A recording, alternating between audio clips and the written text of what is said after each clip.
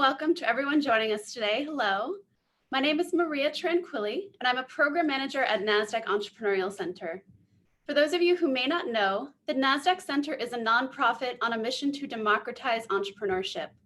All of our public and immersive programs are free, and we do not take equity or charge for our participation, furthering our mission to remove barriers for all entrepreneurs across the globe.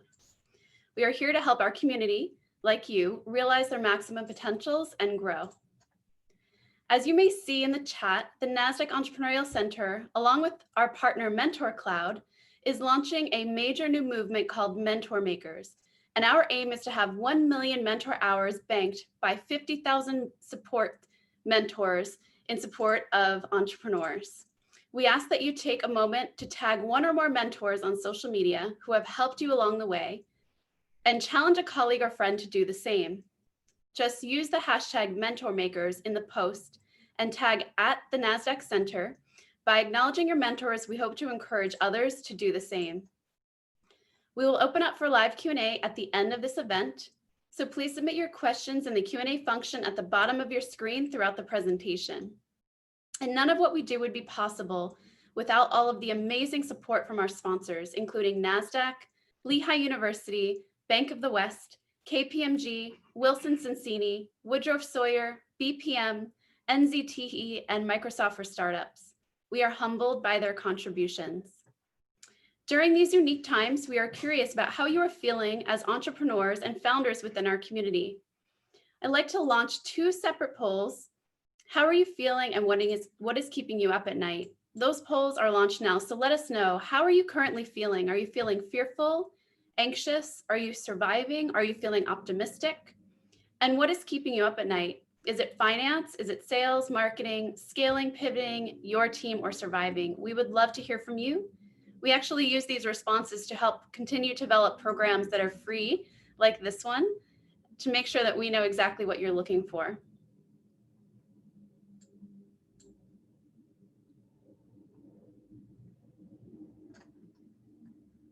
Thank you everyone for participating. I'll give that one more moment before I end the poll.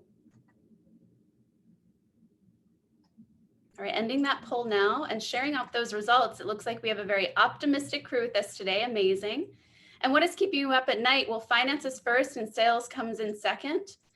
Fantastic. I think Sergio will be able to answer some of the questions that you may bring to this training.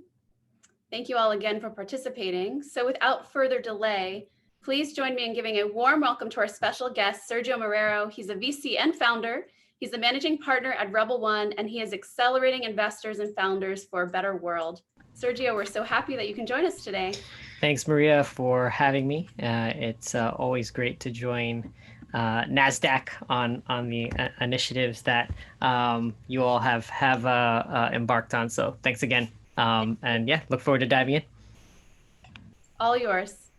Great. So thanks everyone for joining today. We'll talk about mastering the pitch or the pivot. We did mastering the pitch before, so apologies for that. But and we'll cover a few things. We're talking about not only defining what is pivoting, because it's very common language, but also the different ways that you can adapt your business to find product market fit. So I'll dive into a little bit into that, and then also feel free to put in comments as we go. If Maria, you can help as well as I'll keep a look at the chat in case people have questions related to the specific subject at hand that we cover. So just keep it as a free-flowing conversation. I know there are a number of people in the audience. This time I built out a little bit more content so that we can, if there weren't as many questions, we could keep going, but we can dive in as deep as you like in any one of the pieces. So just a little bit about my background.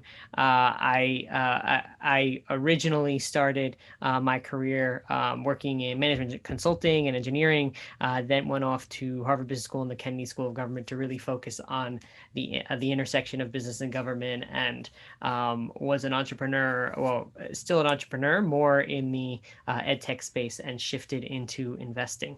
And Rebel One became the kind of foundation of investor training, and also founder training, as well as a community that invests and backs founders. So that's a little bit of where it comes from. So as we keep going, I'll share more of I'll give nuances into my story and how it relates to some of the training. But we're going to cover a framework of pivoting, and the reason I say a framework because there's no one definition, but I've rarely seen it defined. And in working with a lot of founders, just took a little time to do that, and then we'll see a few examples of how you may pivot and relate that to the lean startup methodology, which is pretty well known. So if we have time at the end, we will go deeper and actually talk about the lean startup, but we'll see pending time.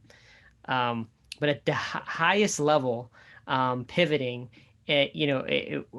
let's start. I like to use this visual in saying, what is a business? At the simplest level, a business is connecting a customer with a solution, right? In exchange for a profit. So you have the who, you have the what, and that connection in between is your business model. How are you exchanging value? So really simple. And I always tell founders when I'm speaking to them, if it is unclear, if I ask you, so who is paying for what, that means that you may not be clear yet on what you're selling, and what have you. So I always like to simplify it. Who is paying for what?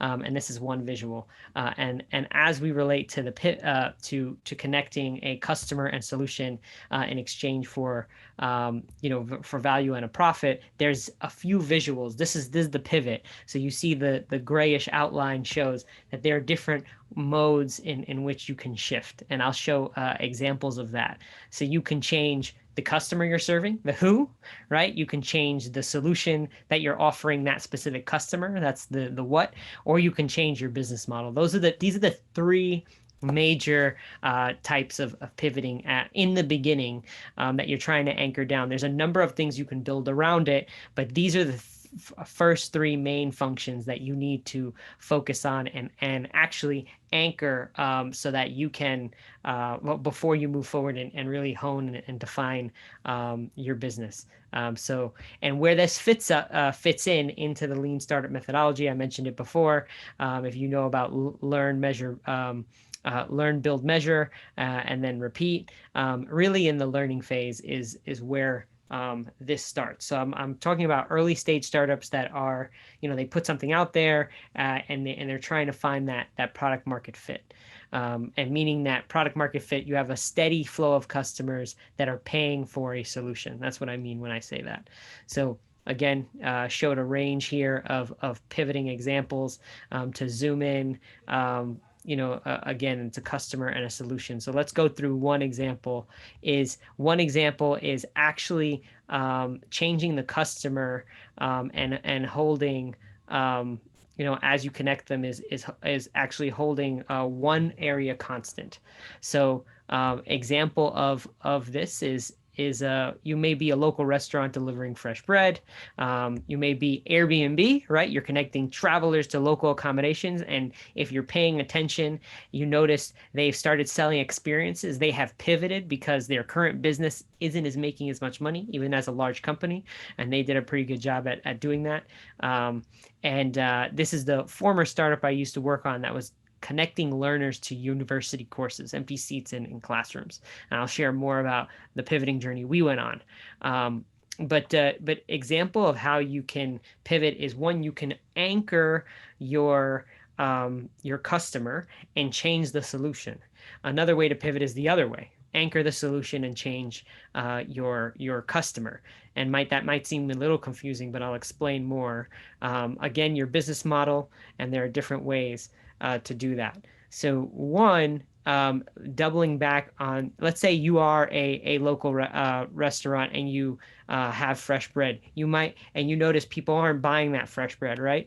So you may pivot and you may offer cakes, right? I'm using a very simple example, so just so you can hone in on this. Let's say and that's a different business, right? Versus cookies. And you can think about each of these versus a bakery that just sells fresh bread, to Cheesecake Factory, Well, they do cake, but they also do the restaurant. They probably pivoted at some point. If you look back in their journey, right? Did they start with the restaurant or the cake? Which one, right? And then the shift to, are you a Mrs. Fields just selling cookies, or another brand in the muffin space, in in New York. There's a few different, Melissa's Bakery, right? That's all they sell. All they sell is cupcakes, right? So you think about each one of these can be different businesses on their own, or let's say you're a bakery that's going to sell all of them, right? Each one of those, is a different company, and it serves a different market and a different combination thereof.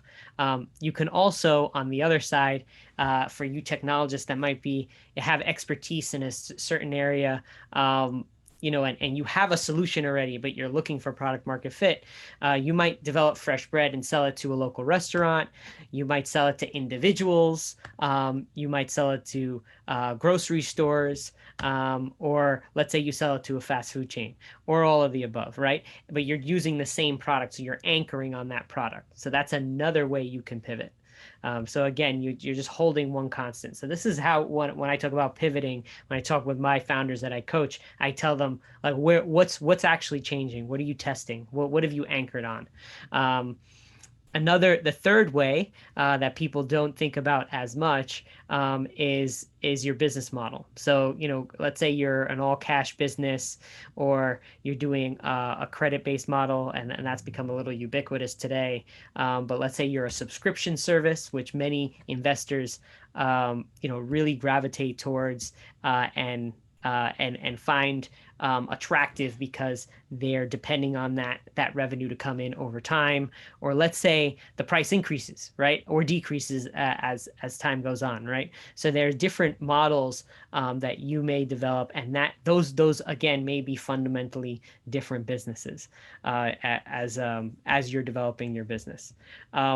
So I'll show a few examples right now. Again, this is pivoting. I'll show one example of how we were pivoting, as we were developing our product. So we were connecting learners to university courses. So initially, it was in-person courses that, and empty seats in universities.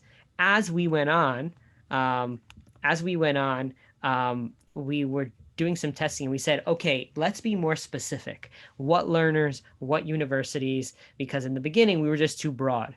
We were like, oh, we're going to connect the planet to all these university courses. And we shifted to online courses because it was a little bit easier to add a digital person. And now this was a few years ago, but now it seems really relevant as people are focusing on online. And then we realized that wasn't specific enough, so we focused on the U.S. As that advanced forward, we focused then on high school students, that wanted to. Their specific problem was, getting early credits for school, and they wanted to get ahead. And again, we were still focused on online. We were anchoring on the online solution. Over time, we actually pivoted on the other side, right? This is where the shuffle, I call it a little bit of the shuffle comes in, or the pivot. We added in-person courses to the listing. We noticed people really valued the in-person experience. This is what they wanted. Universities were trying to fill those empty seats in person because they can charge more, and we kept iterating. The people that were buying the in-person one-off courses were a lot of students that just needed a few credits to graduate. So it shifted from high school students to dropouts, stopouts, and you notice as I'm moving forward, at the bottom, I have the assumption that I was testing at the time, and with our mission guiding, the experience. So the assumption at this point, when we were marketing to a few of people in that population, is that they wanted to take the in-person courses, or they can afford to take them. As we move forward, we started incorporating different types of learning modalities, blended courses that were half in person, half online, like many of them today, right? And then we iterated even more. We started not focusing on dropouts and stopouts, but entrepreneurs, right? That were looking for courses, and we tried a number of things. We offered them accredited classes, we offered them boot camps, we offered them trade schools.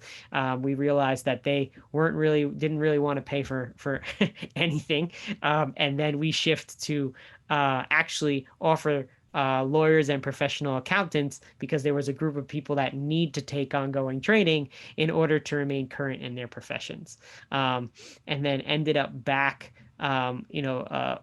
iterating on what types of professionals. So we tried lawyers, we tried healthcare professionals that need to continuing professional education credit, nurses, unemployed individuals to try to get jobs, employees at firms, small businesses that were looking to to educate their employees. So that's a shift there, where employees were directly buying, and small businesses. I know I'm talking very fast and I'm showing how we're shifting, but this is what your startup is going through, right? It's like you are out there trying to sell to a specific population. You're trying to figure out what combination is working. So this is just an example. And then again, all continuing professional education to large businesses. And I would say this is around where we, pause as we were developing businesses. It kept going, but I'll pause there as an example where we were selling continuing professional education to franchises to upskill and keep their talent, because they were losing talent that would come in and leave fairly quickly. So it was a more employee retention mechanism.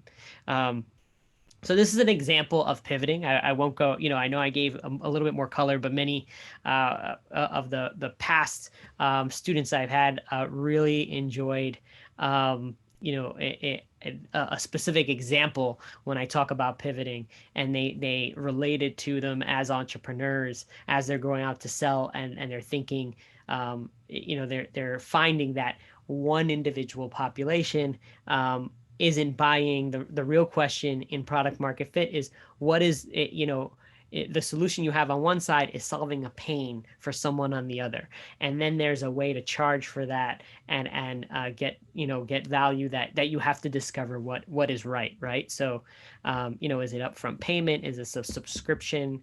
Is ClassPass in the past was thinking about going into education, and they have just focused on healthcare. Just focused on fitness, but this is an example of the classes one way, right? To connect education classes to individuals that want them. You have to get more specific over time as you're growing your business. So I'll pause there to see if there are any questions. Maria, I don't know, I can open the chat, see if any came up. Sergio, it looks like we have a lot of people listening in at the moment, and Okay. I think maybe we can ask everyone, are they facing a pivot right now, or have they pivoted? I think it might be helpful to know. How does that sound? Yeah, absolutely. Yes. If there's anyone now that wants to share a little bit about their business and where they're pivoting, happy to take that take that question. All right, somebody get some questions in the Q&A. Great, awesome. So, whoops. Would you like me to read them out to you, Sergio? Yeah, I can't see them for some reason. Is it in the? It's not in the chat. Okay. Not in the chat, but I have them here. So I see them. How do you know when you've reached a very specific market? How to measure it's time to pivot? I think this is a little bit on judgment, right? So when so there's a couple questions I like to ask. For you is can you clearly define the customer, not in terms of they're 20 years old and they live in California, and they they do X. Like, can you describe the type of person and the pain that they have, and how you solve that pain with the solution you're offering? I know it's a little nuanced, but and then that's question one. Like, do you have those defined? Question two is, have you demonstrated that, have they paid for the product a few times? I think that's the simplest way to put it, right? That's the ultimate evidence that your product works is active users and paying customers. Those are the, paying customers being the ultimate, right? But the other one, and I'll share a little bit more I'll show the visual here that I shared, but is what you're looking for. I talk about this sweet spot, and I added this third, and I'll talk more about it, is if you look at design frameworks from IDEO and some other design firms, they talk about these, they use desirability, feasibility, and viability, using their language, but to relate this to very simply to, common language. What does that mean? Desirability. Do customers want it? Feasibility. Can you deliver it? Right? Viabilities. Can you do it at a profit? Right? Because people can want something, you can deliver it, but maybe they don't want to pay what it costs you to operate and create a profit. Well, then there's no business there. The reason I put motivation as the fourth, and that gets that's a little bit of a softer one, but there's been many times where founders go down a road and they discover something that may work, but that's not what they want to do, and that's a personal reflection. We're not going to get into that today, but that's part of the focus. And then Miriam asked, how long does it take for each pivot? That's a great question. One thing I would recommend, there's a TEDx talk from Tom Chi. I'll see if I can find it fairly quickly and drop it into the chat. But he talks about how founders that aren't adept to the lean startup methodology and actually testing really quickly, they sometimes take months. They hide out, they build something for 6 months, they don't talk to anybody, and then they release their product and it doesn't work. And that's one pivot, right? That's not in the beginning, you want to increase your speed of learning, and your objective is to learn as quickly as possible and to test as quickly as possible. So I can talk a little bit about this. Gets into the lean startup methodology, and I can give a few examples on like how, when we talk about how to learn, right? So I can dive deeper into that. The initial on topics, right? This is the high level, is just doing your research, right? Looking at keywords on Google and government reports, and looking at things by consulting firms. This is secondary, but you could really just go talk to people, right? Just to understand the lay of the land. So this is, one side. The other side is user interviews, customer interviews, influencer interviews, subject matter experts. That's what I would recommend if you're at the very beginnings and still deciding what you're going to build. Talk to as many people as possible. When you look at what is it? Founders Institute is another program, and a lot of early stage accelerators and incubators. The first thing they make you do is talk to a large number of people, and because you're going to get a wealth of information about what they say they want. And the reason I say they want, because what people say and what people do are usually different. That's why I'm a little bit. I think having conversations and collecting information is good, and beyond surveys, right? But you want to go a step further, and because they can all say that they're going to buy your mousetrap, right? They're going to buy your widget, whatever that may be. But then when you put it in front of them, they don't hand over the cash, right? Which means that what they said and what they're doing are two different things. So I am big on creating opportunities for them to commit. You think of the before you build anything.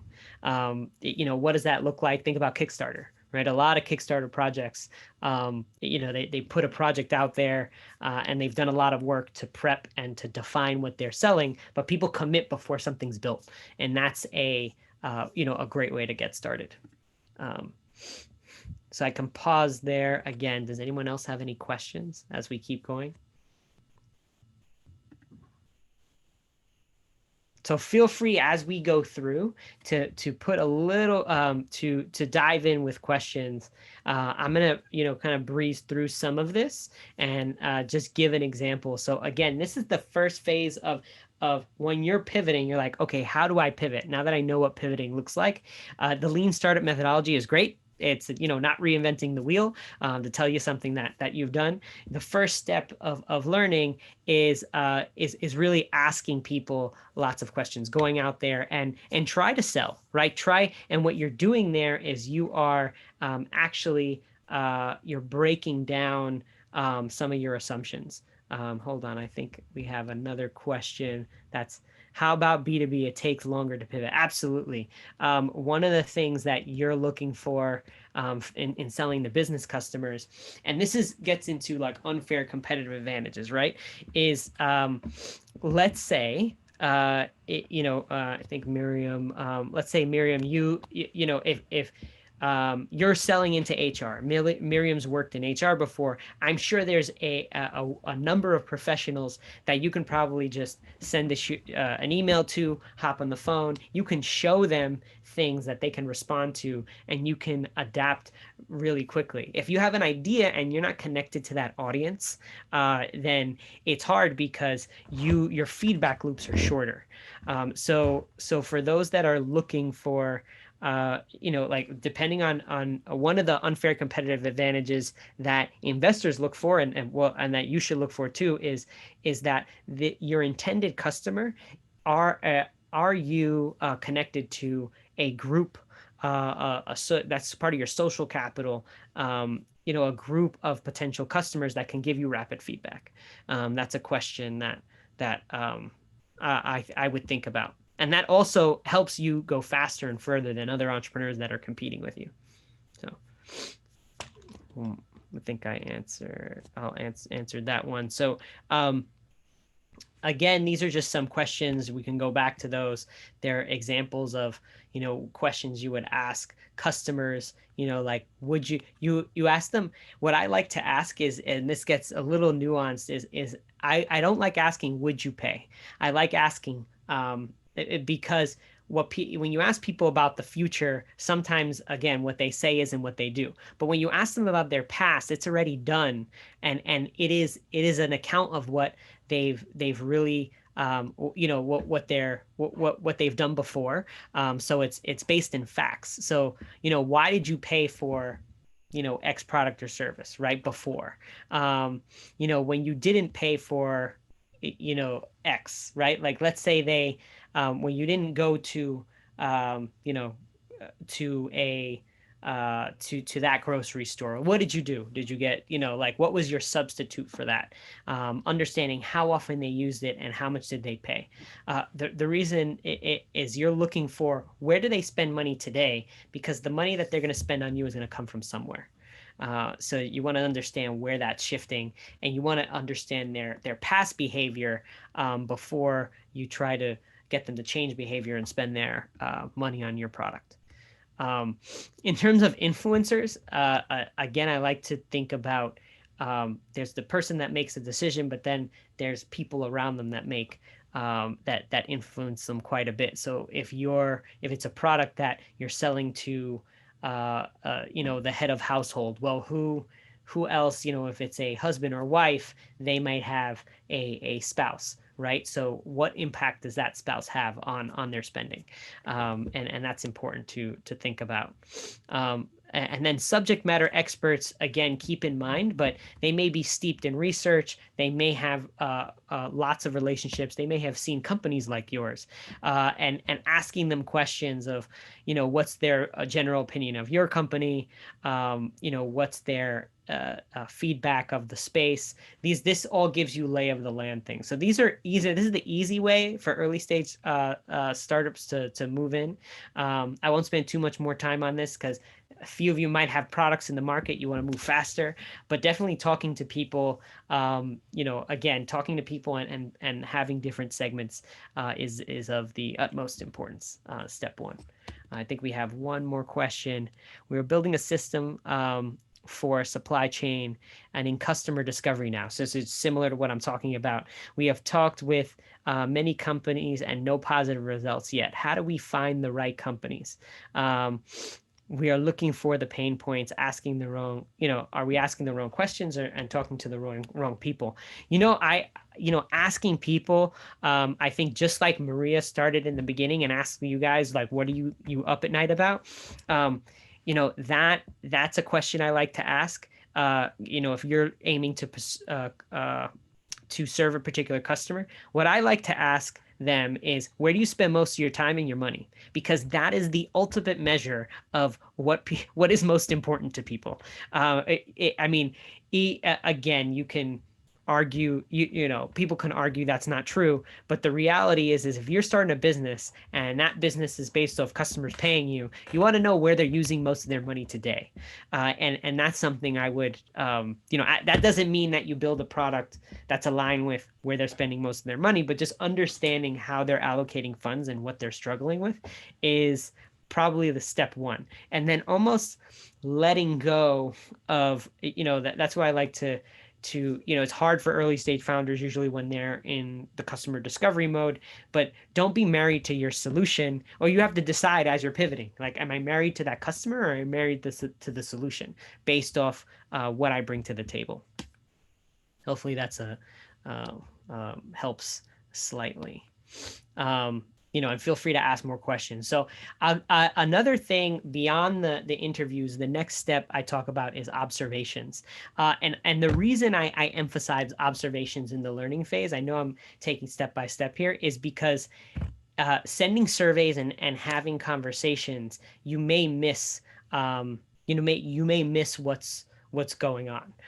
So I'll give you an example. And again, this is this is all based on the lean startup methodology, the disciplined entrepreneur, and several other resources. So this is based, steeped in research. But in some of this observation, the last part I'll talk about. So there's one particular project that we worked on for a yogurt company, and the yogurt company had sent surveys, they had interviewed people, and they were struggling to increase how much yogurt they sold, right? So their solution was anchored, right? They were actually a larger company and they were pivoting on, like the customer, but also the problem that they were serving. So what did they do? They started sending people and they went to people's homes to understand where, like, what was going on and to interview them in person. And they took pictures of the refrigerators. In one of the visits they made, they went to the refrigerator and they noticed the yogurt was in the back, and then when they took it out, the yogurt had expired, and the person said, "Oh, I meant to eat that," right? Like, I meant to, like, so when you unpack that story, what was going on is people it's a healthy, healthy snack. They went to the store, they intended to eat it, but at the end of the day, it got put in their refrigerator, put in the back, and then it wasn't consumed because it was an item people brought to feel like they were doing something healthy. And then they would throw it out, and then eventually they would buy another one and then put it in the back, right? Like, it was this cycle.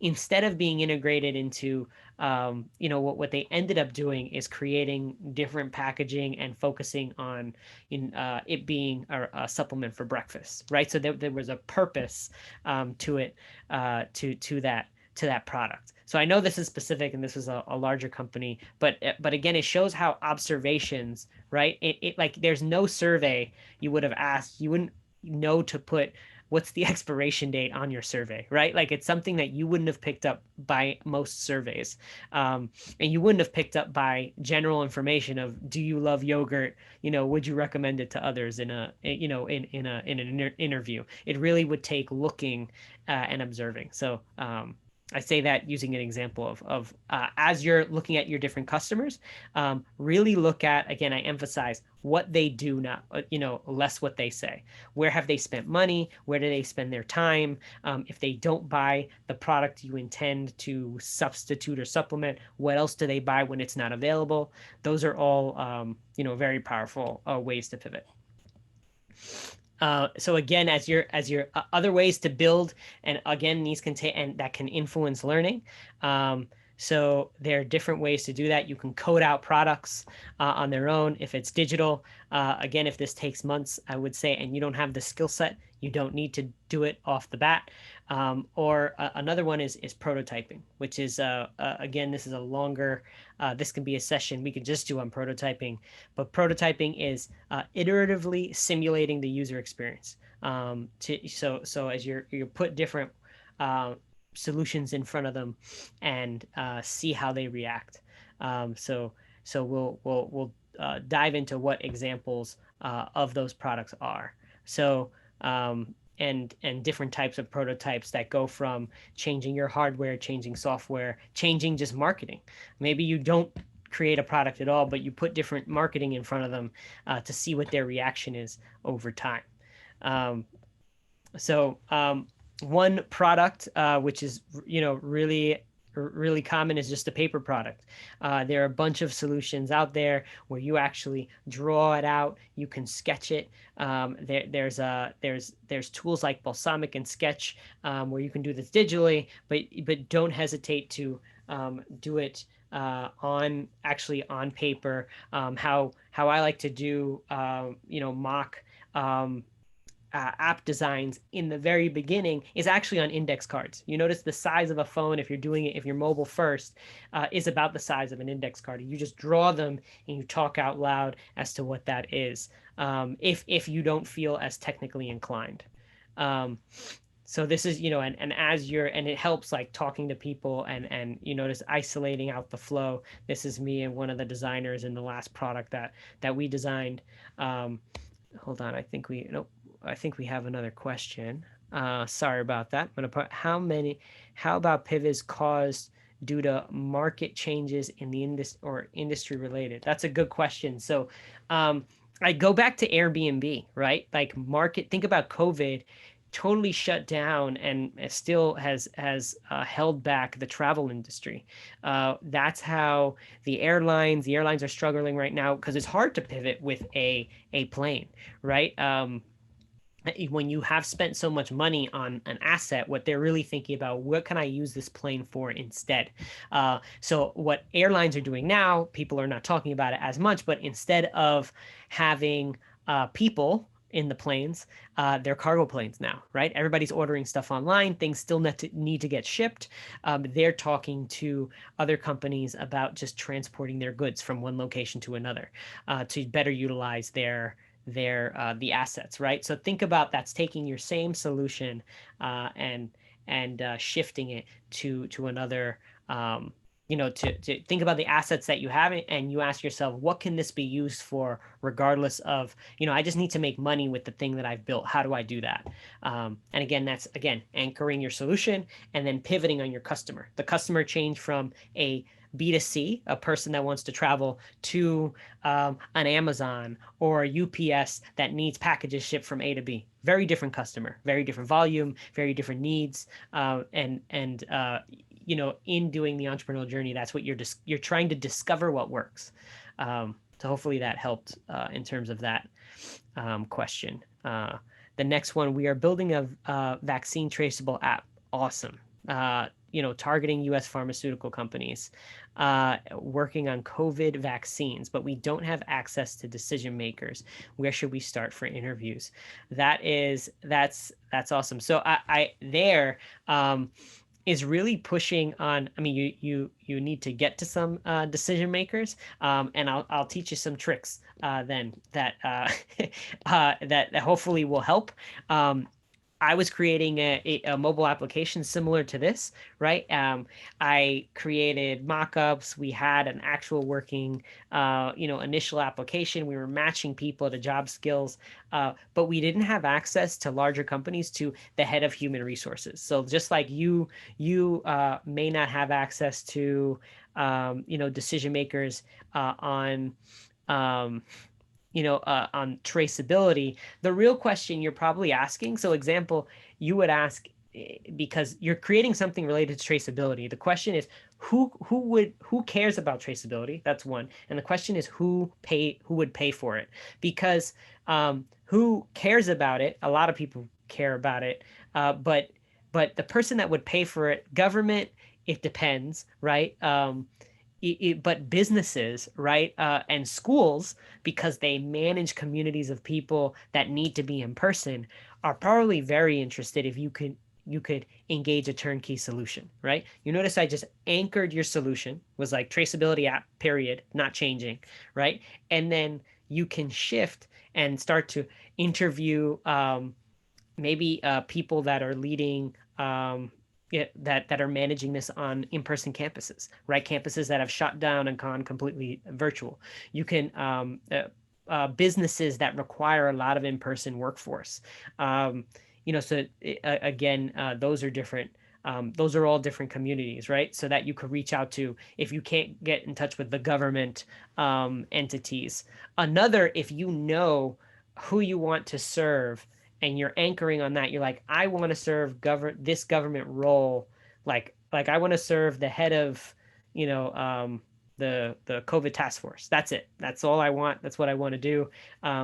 One thing that did in the past is we started a podcast where we interviewed and highlighted experts in the HR space, because we were selling it to HR.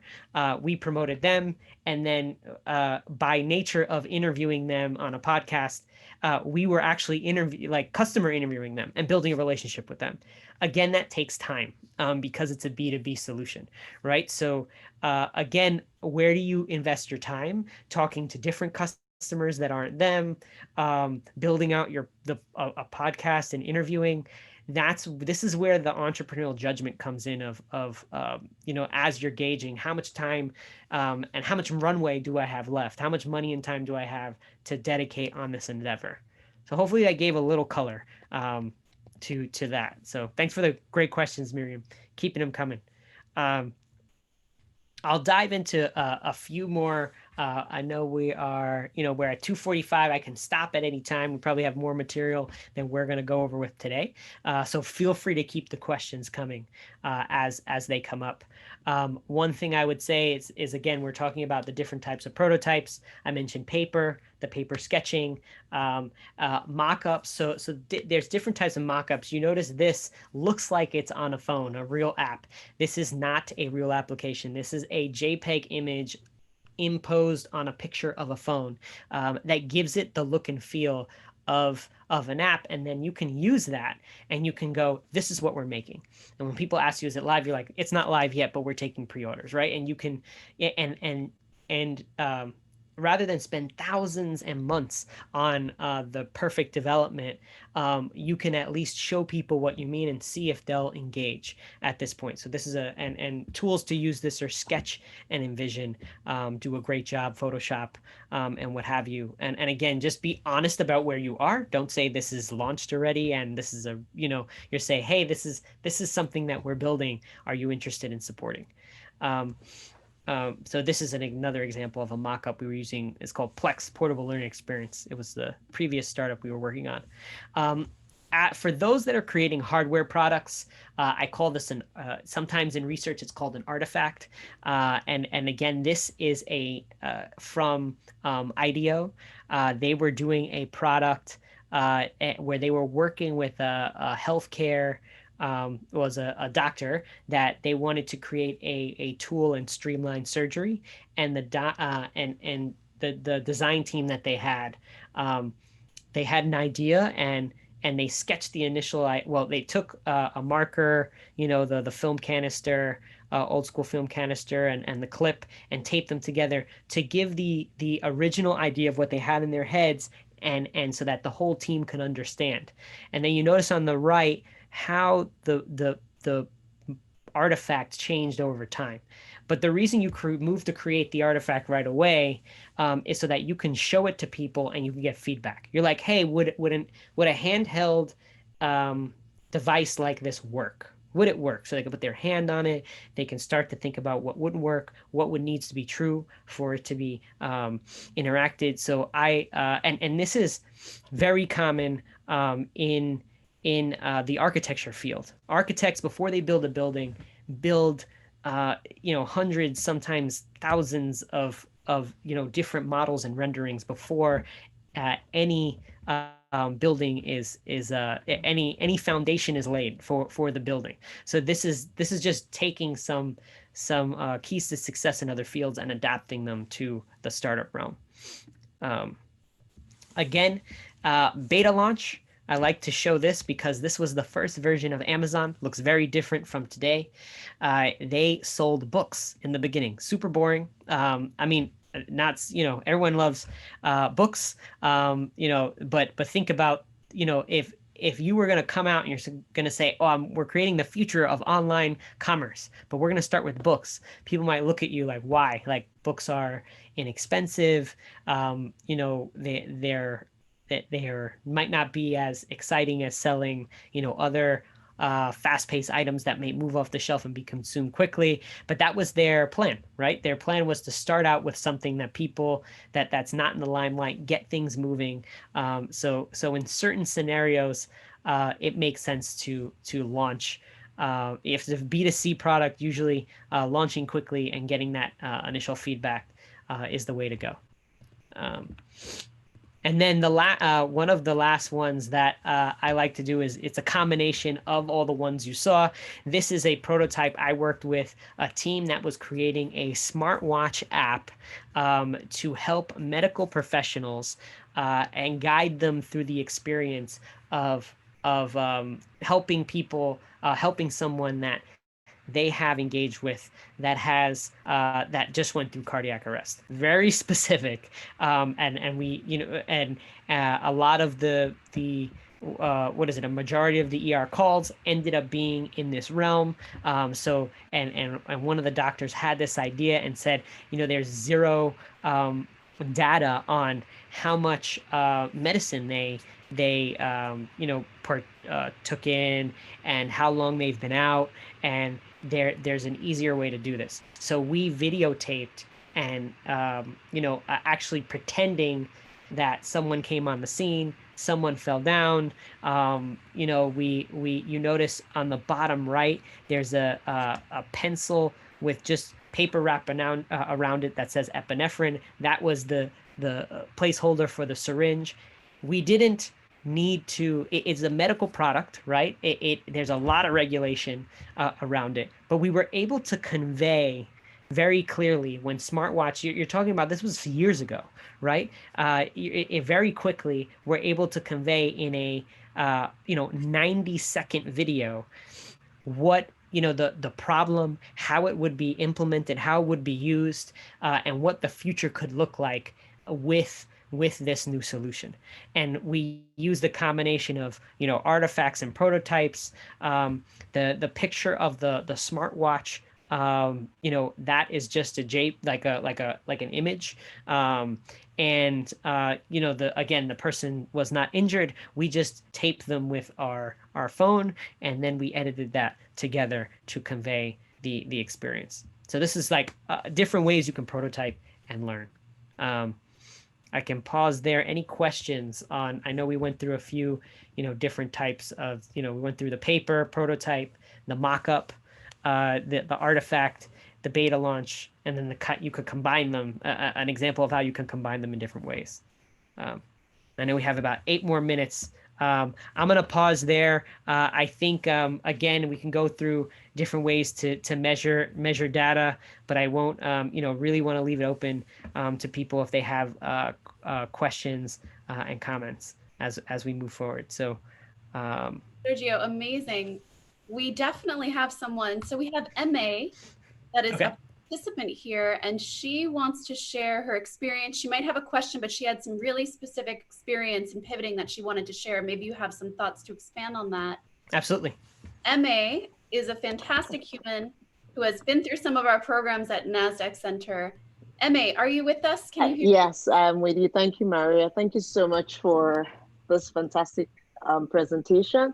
I've gone through so many NASDAQ things today. I was just cut out when I chatted that I was like, so prior to COVID, so we have an agribusiness in Nigeria where we supply premium vegetables to the supermarkets. So before COVID happened, we used to sell to only supermarket chains. And what did you sell? When COVID, premium vegetables. Got it. Yes, we have a farm. So when COVID happened, there was a lockdown in Lagos and people couldn't move. We were given key worker letters by the government, which meant that we could deliver food to the shops. So we're delivering food to the shops, but because people couldn't get to the shops fast enough to buy the foods, the shops started to halt their orders. So we had a lot of vegetables we needed to get rid of. So we had to do a pivot without time or resources. So we pivoted to selling to customers directly and to delivering to their homes. So there was no time to build a online delivery or website. We have a basic website where you can order. So we had to be creative and we relied on WhatsApp because we found out that a lot of people use WhatsApp and a lot of people do a lot of transactions. They don't pay, but awareness on WhatsApp. So we started targeting WhatsApp groups. So because there's so many groups, people are alumni groups, estate groups, community groups. So we started targeting them. And that's actually how we're able to build about a database of about 500 people in the 6 months of COVID that we're delivering to. So we had to do a lot of things on the fly. That's amazing. Also. Yes, now we realize that. But then because we also delivery was how to make delivery easier was we also focused on some locations that were kind of close together. So we will batch delivery and we would say we're only supplying regions A, B, C. So making it that concentrated helped us to achieve a lot with less resources. And I don't like to say that, but we actually are doing better because of COVID and because of this, because we ended up supplying to the customers at double the price that we were selling to the shops. Yes, it's more, the order sizes are smaller, but the margins are way better. So now we are focusing on how do we scale this without going full-blown online portals and all of that. So that's fantastic. Right now. That's great. Thank you. So congratulations on the successful pivot. So everyone heard like how, the customer, right? You had your product, you anchored your product, right? And you changed your customer from from distributors to stores and then like directly to individuals. And then now you're trying to think about how to scale that infrastructure, which is it's a good problem to have, right? Like think about, as you move forward, and then also thinking about as you build that infrastructure, that's a competitive advantage to you. One other thing else I would say is we ended up now, we had so many orders from the customers, so we ended up and we didn't have enough produce. So we are now taking produce from other local farmers. So based on orders, so if we have an order for let's say 1,000 kg, and we only have 500 from our farms, we go to the other farms and we get the other 500. So we're in the process of thinking how do we kind of make this a real business model that we can sustain or we can kind of build on. Yeah, that's so one thing that I like to do is you're in a great place where you're trying to pivot on, in the beginning, you do, people say do things that don't scale. You're a perfect example. Like you're in connecting to the farm, you may not be doing it on a system, but you're connecting people versus your relationships, right? The next set of questions is for that you're anchoring with is like, how could we do this at a scale? And there's an assumption, right, that if we did build the infrastructure to do it, that there is a lot more demand, right? Like like you're saying, let's say you have your 500 customers. You're like, hey, how do we scale to 10,000 customers? There's an assumption there that there are 10,000 customers that you can serve given the product and network that you have. There may be, I'm not saying you're not, it's just understanding that one of the things I like to do, and what I would, this is later in the group, but I like outlining like what's your assumption, right? And then how are you going to test that as cheaply as possible, right? And like how are you thinking of measuring that? and just listing out all the assumptions, because again, we only have so much time and money to test all these assumptions. And you could probably spend money doing some marketing, right, to get out to more people, or maybe you spend money on like something automated, that like a cheaper way for those people to pay. Like there's probably all these little there's a million different ideas that probably comes up, like to test, and listing them out so it gets like out of your head, and figuring out, like putting almost adding another column and putting a dollar amount to them, like how much would it cost you, and you could put dollars and time. That's an exercise that I sometimes recommend to startups at your phase. Like this is a amazing phase that you're in, like that you're making money, something's working. There's evidence of product market fit. The next step is really like to take a step, take a step back and like write down all your assumptions, and all your ideas think about our tests, right? So one is like writing down assumptions, writing down ideas, and force rank. Like those, and what I mean by force rank is like ask yourself which one's the most important here, and that may take a little bit of time of you as the leader, right? Like trying to figure out which one or two or three make the most sense to spend your money and time on now. I know we're just at time, so want to be cognizant of that to all you that are on. But thanks for spending time today. I'm gonna drop my email. And what is it? I'll drop my email and link into the chat with more resources. But yep, Maria, thank you for having me and asking me to join you guys today. And yeah, everyone, thanks for attending. Hope that was useful. Oh my gosh, Sergio, fantastic. And Emma, thank you so much for sharing your success and how you're pivoting. I know that it is so inspiring to others that are on the call. So thank you again for sharing your voice. And Sergio, again, thank you for setting such a great overview and sharing your wisdom with the community. So for everyone that is here looking to connect with Sergio, we will make sure that it is both posted in the chat, and his contact information is available in the resource follow-up email that we share today or tomorrow post this event. I'm sure that you all have questions and or may want to work with him one-on-one. So we'll make sure you have that information. And for all of you still with us, we would love for you to take 2 to 3 minutes, fill out the NASDAQ Entrepreneurial Center survey. We will ask Sergio back knowing that you are interested in what he is offering. And we know that things like pivoting are utmost importance to our community. So we would love the feedback that you have to both give Sergio and to give us. It would be incredible to hear from you. So Sergio, again, thank you so much for your time today. Of course. Thanks for having me. Thank you, everyone. Love this community and glad to be a part of it. So thanks again.